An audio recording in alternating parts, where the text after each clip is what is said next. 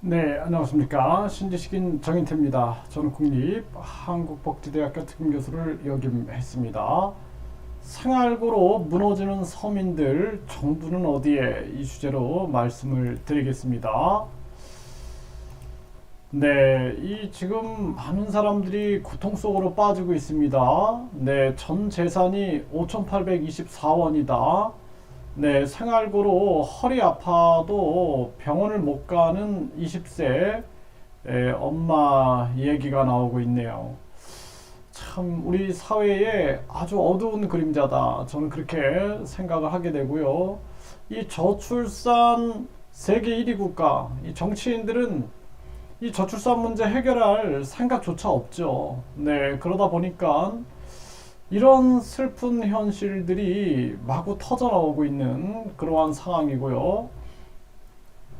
생활고에 자녀 넷을 살해 시도한 엄마, 네, 법정서는 풀려났다 그러는데 이게 얼마나 슬픈 현실입니까? 네, 생활고로 식사도 제대로 못하고, 네, 60대의 고독사, 네, 서울 성북구 장이동에서 60대 남성이 고독사, 네, 평소 생활고에 시달렸고, 이웃들은 안타깝다, 이렇게 얘기를 하고 있습니다.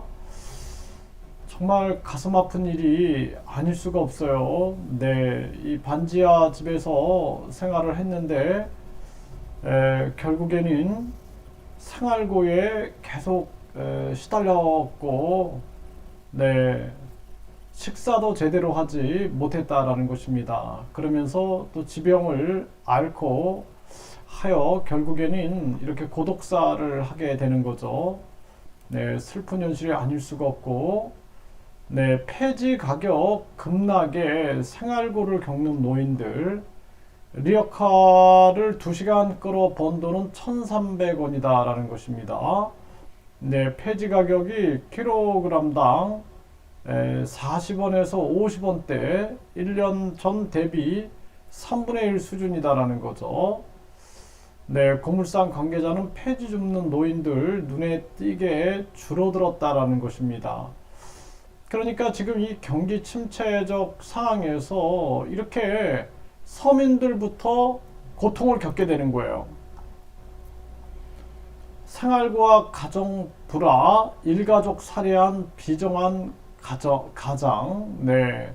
그러니까 생활고 때문에 가정 불화도 생기고 결국에는 일가족을 살해한 이러한 사건이 터진 겁니다.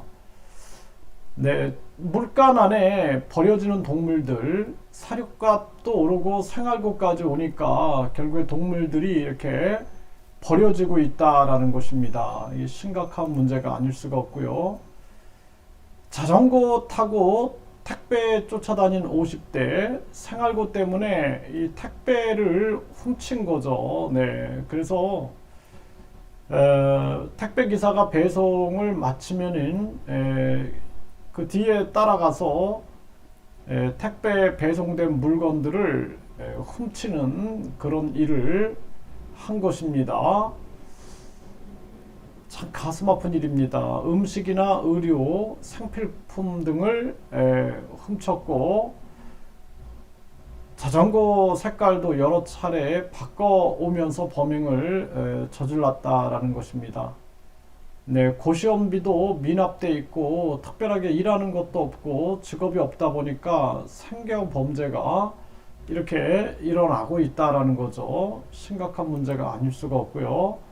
네, 생활고의 양육 스트레스 때문에 4살 아들을 살해 시도한 30대 실형이 떨어졌다라는 것입니다. 심각한 문제입니다. 몸이 아파서 실직한 뒤 생활고 20대 남성이 숨진 채 발견이 됐다라는 것입니다. 네, 우울증에 생활고 겪던 40대 엄마들 자녀를 살해한 후에 극단 선택을 했다라는 거죠. 그러니까 이 우울증과 생활고가 우울증을 만들겠죠. 또 이 속에서 자녀를 살해하고 극단 선택을 하는 엄마들이 늘어나고 있는 거고, 생활고 꼴을 겪던 30대가 공사장 공구 훔쳐서 팔다가 덜미를 잡혔다라는 거예요. 생활고를 겪다 보니까 이런 공구들을 훔쳐다가 팔고 그러면서 결국에는 검거되는 그러한 상황이 터진 거고요. 생활고의 발달장애 자녀 살해한 친모, 그러니까 이 장애아동 부모들은 더 힘들어지는 거죠. 더 힘들어지는 거. 이러한 정황이다라는 거예요. 코로나로 사업이 망해서 빈집 돌면서 귀금속 훔친 40대. 죽을 수는 없으니까 이게 참 심각한 문제입니다. 그래서 이 우리나라가 이 저출산 또 인구 문제 이런 것들이 굉장히 심하고 가계 부채 문제가 심각한데 이 정치인들은 완전히 이것들은 권력 다툼에만 눈이 멀어 있고 전혀 국민들에게 신경을 쓰지 않는 거예요. 그래서 제가 국민들이 1,000원씩 내서 10만 명이 모여가지고 반드시 인터넷 땅을 만들어야 된다 이런 얘기를 하는 겁니다. 1,000원씩 1,000원의 기적을 일으키고 1,000원의 혁명을 일으켜야 돼요. 그렇지 않으면은 이 정치꾼들의 약탈당하다가 결국에는 이런 비참한 삶을 살게 된다라는 것입니다. 나라에 돈이 없는 게 아니잖아요. 그래서 우리나라가 나라의 불필요한 예산들을 모두 국민권익기금으로 만들고 그리고 공공기관, 공기업은 성과급제를 폐지하고 불필요한 직책들도 없애야 된다라는 거예요. 불필요한 직책들, 뭐 부총리라든지 뭐 차관 이런 것들 다 없애버리고 돈을 아껴가지고 국민권익기금에다 모아서 국민들에게 되돌려줘야 됩니다. 이러한 정책을 써야 되고 그리고 우리나라가 무엇보다도 우리 국민을 먼저 생각해야 돼요. 국민을 생각 안 하고 미국이 금리를 올리니까 그냥 자기 나라는 어떻게 되든 신경 안 쓰고 그냥 따라 올리기만 하는 거죠 지금.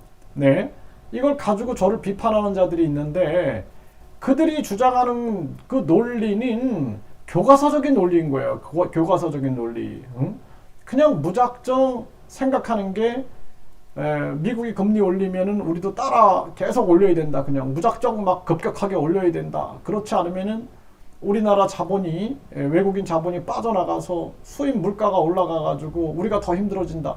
이런 생각만 하는 거예요. 이런 생각. 그게 아니라 물가를 급격하게 올리면은 기업이 무너지고 가게가 무너지기 때문에 우리는 물가보다도 더 중요한 측면들이 일단은 우리 가게와 기업들을 탄탄하게 지켜나가면서 지금의 물가 문제는 완전히 우리가 공급으로 방어해야 되고 그리고 우리나라 기업과 가게를 탄탄하게 만들고 4차 산업혁명을 우리가 주도하게 되면은 우리나라의 이 원화 가치는 그냥 올라가게 돼 있어요.